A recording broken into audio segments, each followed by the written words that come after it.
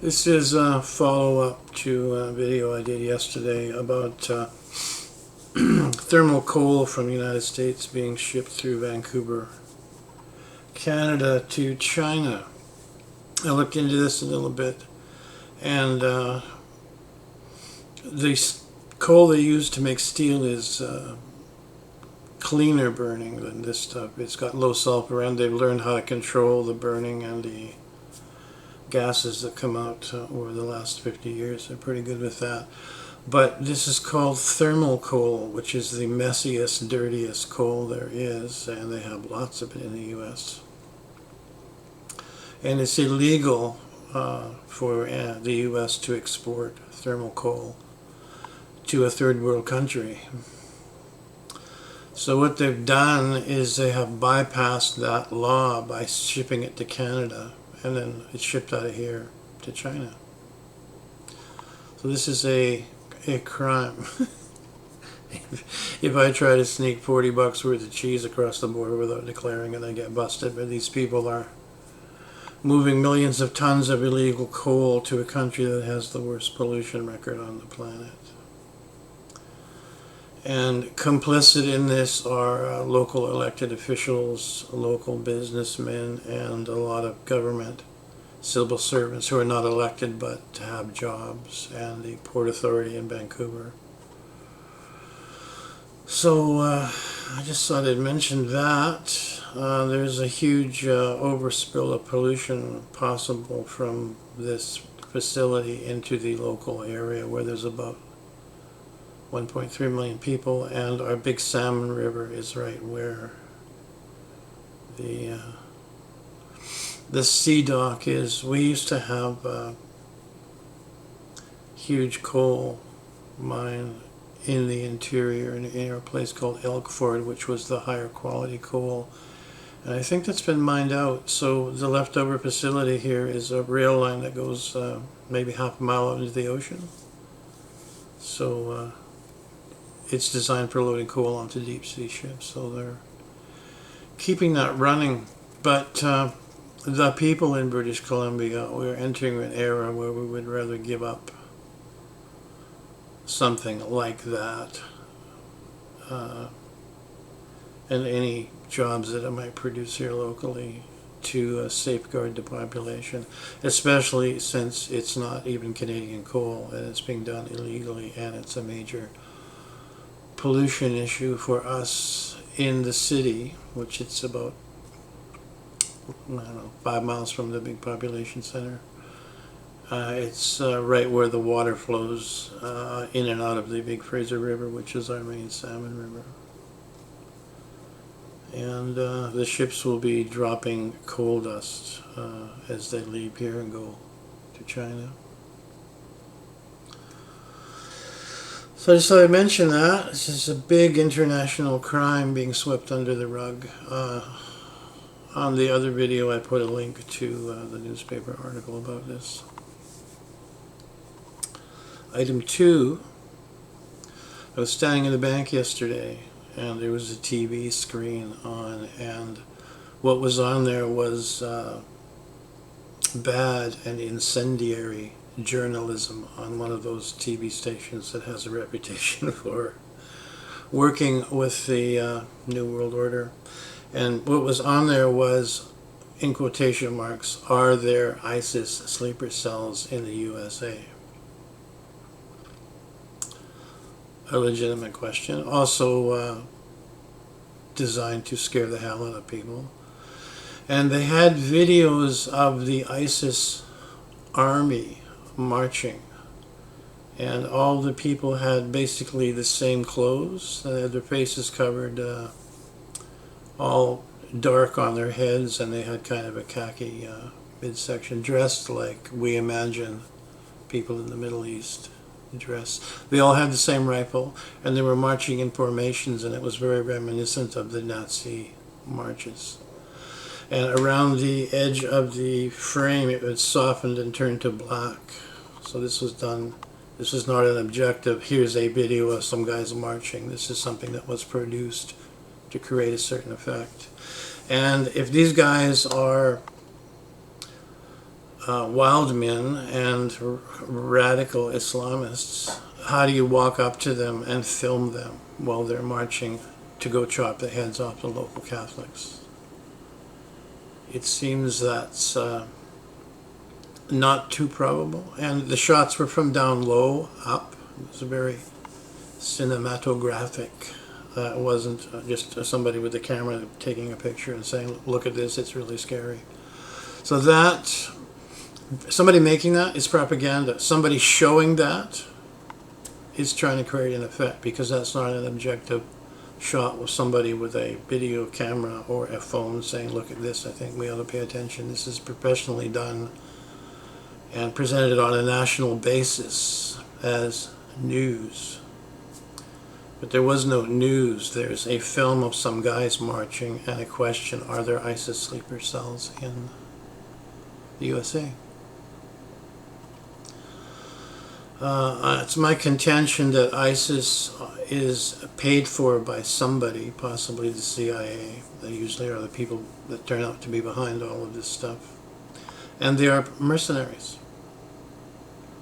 And why are their faces hidden? If they're so right and righteous, why are their faces hidden?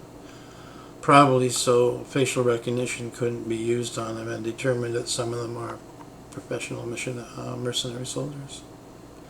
Ex-KGB people.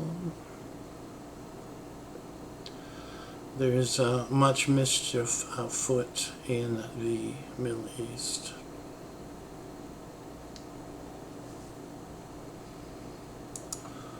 Item 3, there's something else people ought to look at. There's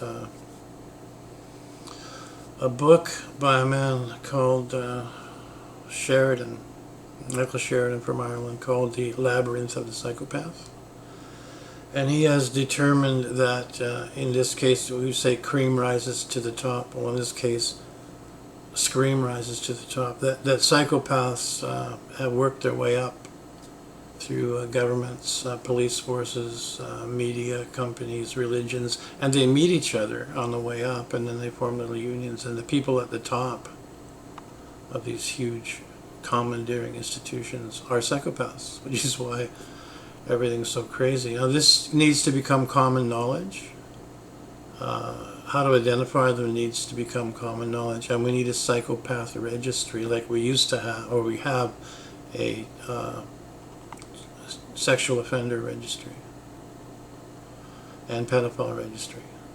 We need to have a psychopath registry. And this is going to be a part of the future, and this is part of the cure for what's wrong with the world right now. Now, if you want a quick study on this, Thomas Sheridan has many videos on YouTube explaining this, and he has a huge Facebook presence as well. Article 4 from one of our premier newspapers. Forced organ harvesting continues in China, Canadian lawyer says. The Chinese regime's macabre practice of killing prisoners of conscience for their organs and selling them to transplant tourists for huge money has not abated.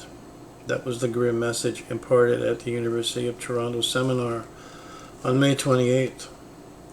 Forced organ harvesting in China was the topic of the seminar, and Winnipeg-based human rights lawyer David Matzold told his audience that the vast majority of organs are seized by killing illegally imprisoned Falun Gong practitioners who are targeted by the state. Matto is co-author of 2 books on the subject, Bloody Harvest, The Killing of Falun Gong for Their Organs, and State Organ Transplant Abuse in China. His work on drawing attention to the issue worldwide since 2006 garnered him a Nobel Peace Prize nomination in 2010. He said detained Falun Gong practitioners are routinely blood tested and have their organs examined while other prisoners do not. The blood testing and organ examination could not have been for the health of the Falun Gong practitioners since they had been tortured, but it would have been necessary for organ transplants, he said. China has a minimal organ donation system, Matas said, yet about 10,000 transplants are carried out per year. Beijing's official explanation has traditionally been that the organs came from prisoners sentenced to death. Matas and former MP David Kilgore published their initial report on illicit organ harvesting in China in 2006. And in the following years, the regime made noises about shifting organ transplantation from death row prisoners to donors. In April this year, however, health authorities publicly abandoned the commitment to end the sourcing of organs from prisoners, a development that doesn't bode well for prisoners of conscience, Matas said. If the killing of prisoners for organs ended, then the killing of prisoners of conscience for organs would also end. The fact that the killing of prisoners for organs is now the official policy, even of the reform elements of the Chinese transplant system, means that the possibility of this shortcut to ending the killing of prisoners of conscience for organs is gone. Waiting times for transplants of organs in China are days and weeks, Matas noted, while everywhere else they are months and years. The short waiting time for a deceased donor transplant means that someone is being killed for that transplant. He said there is a heavy militarization of transplantation in China, and hospitals with a ready supply of available organs are often military hospitals. Even in civilian hospitals, the doctors performing operations are often military personnel. The military have a common culture with prison guards and readier access to prisoners as organ sources than civilian hospitals and civilian personnel do. I wonder if the Tibetans are included in this organ harvesting.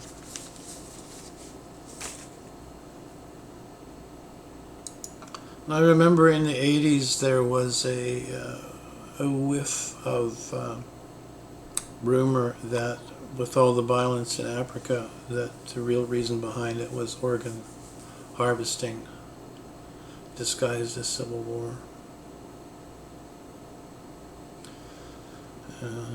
This is the world we live in behind the curtain, which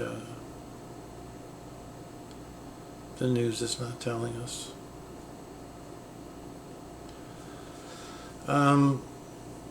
The ISIS is supposedly chopping heads off of Christians as they go through upper Iraq. In the history of Islam, there's been over 720 battles by Islam against non-Islamists over the last 1400 years. And in many of them, they pile the heads up into piles that are so high a man on horseback can't see over top of it.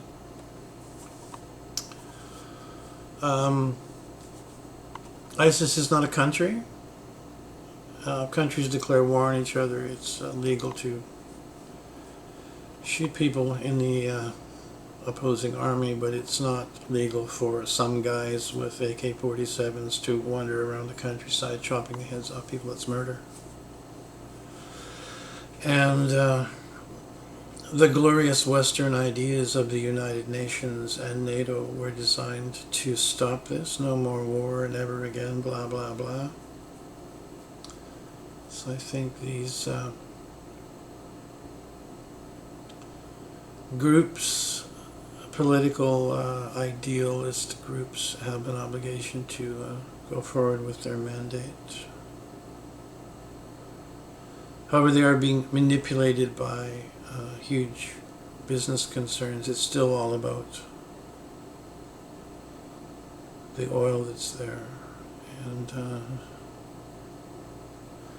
whoever holds the oil deal to get oil from the Middle East to America needs to be exposed. Who are these people? Because we have oil in Canada here. There's oils in Port St. John that are sealed by the owner because he refuses to pay the government tax on it. He dug the well, found the oil. It's about 500 miles north of here. We could pipeline it down the Rockies to the U.S. That's not happening, and the largest reserve of oil in the world is under the continental United States, but it's a national security issue. They're keeping it in case they should get cut off.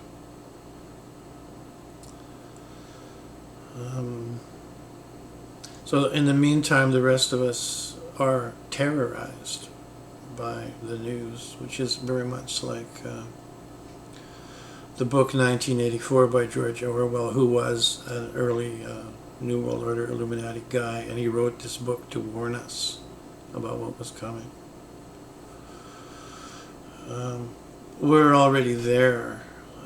Back to the beginning of this video. In 1984, there were computer screens everywhere with news about the war, and they had shifting. They had 3 areas of the world which were at war, 2 against 1 all the time, and then they would switch them. And what we've gone through was the Cold War, where Russia was bad, and then that was over, and then Russia was our ally, and someone else was the enemy, and now Russia's the bad guy again. And it's a game to keep us off balance so we don't notice that these are huge business concerns manipulating vast amounts of money behind the scenes while we struggle to pay our mortgages. So this is a time when the general public needs to turn to the alternative media and get some information about this, because what's on the main media stations is manipulated, because those stations were purchased by people who had the power to buy an entire chain of television stations. I used to be in the concert business, and there was a time when where they deregulated radio station ownership, and 2 huge companies swept in and bought like 1,200 radio stations in one day each. And then they bought the concert halls in the same cities, so now they control the music, and if you're not with them, you can't play the concert hall. And I was unable to exist in underneath that framework. I couldn't get a concert hall, I couldn't get an artist. And that's just rock and roll, not the oil business or the commodities market.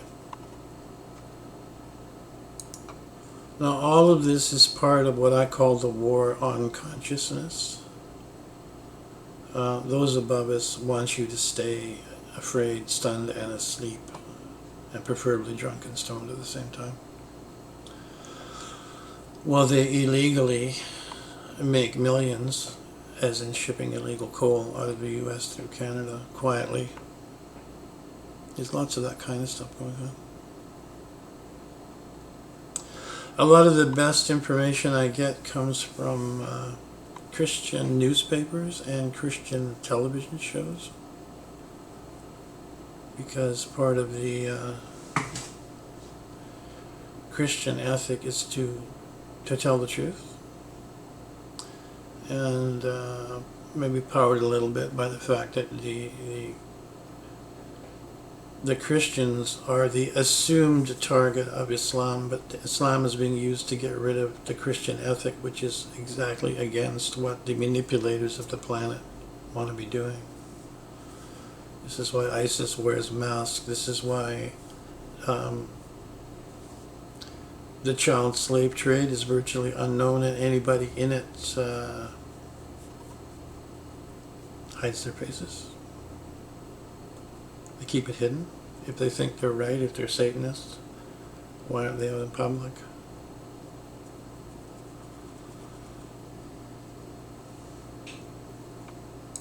I came to a possible conclusion last week that perhaps the world is actually run by the Satanists, and they let the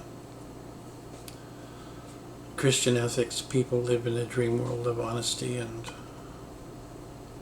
peace and brotherhood, while they manipulate us into wars, as like what's happening right now, to keep us from noticing that. This is a completely possible viewpoint, and the effort put forward by Yeshua of Nazareth was just some ideas like, instead of being barbarous, how about peace on earth? Love thy neighbor, be honest, work hard, make your own living. Don't steal it from other people. And those who make their living stealing from others don't like this kind of thinking and have spent 2,000 years trying to bring us back to complete barbarism as an operating basis. So if you don't think that's a good idea, maybe you should do anything you could do about it, which means vote, write a letter, stop buying from companies that pollute. You saw a video on Coca-Cola has questionable water practices in India. They're taking too much water and the farmers can't grow their crops, although Coca-Cola is now with the World Wildlife Fund in a partnership.